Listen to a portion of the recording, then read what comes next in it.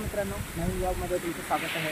आणि या ब्लॉगमध्ये आपण गावाला आलेलो आहे आणि गावाला आता आपण एन्जॉय करणार आहे, ते तुम्हाला दाखवणार आहे।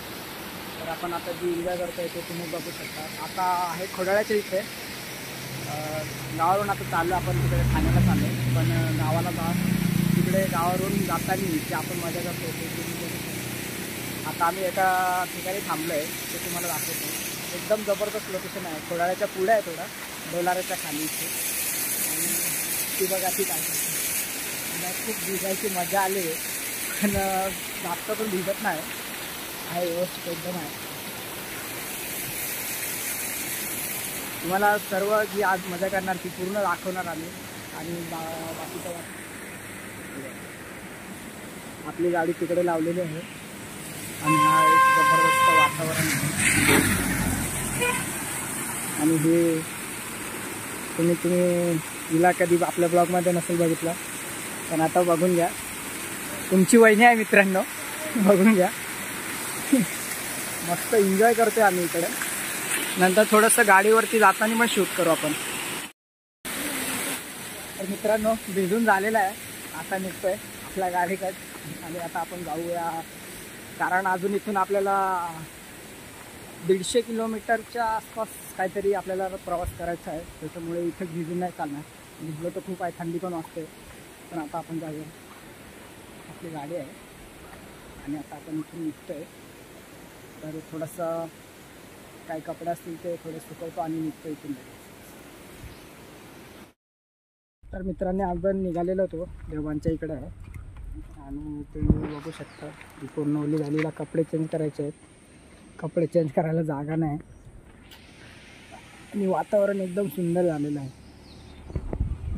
आता आपण निघतो इथे, आता त्याला पुढे कुठं थांबतोय माहिती नाही, पण आता इथून निघतोय कारण खूप लांब जायचं आहे आपल्याला।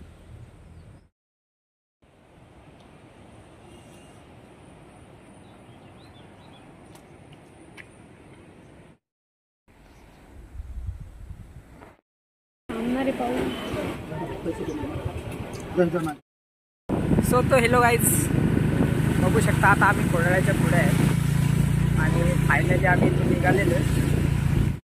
आता आम्ही खोडाळ्याच्या पुढे आहेत, जरा नाश्ता घेतला आहे, नाश्ता करूया आता। वातावरण तुम्ही बघू शकता गाईज, सावधान।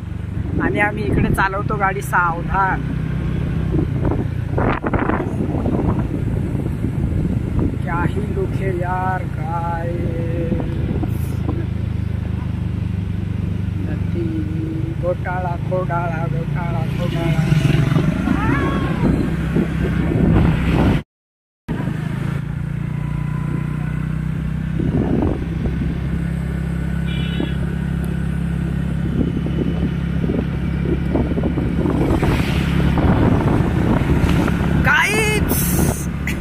जी मजा येते ना ती व्यक्त नाही करू शकत।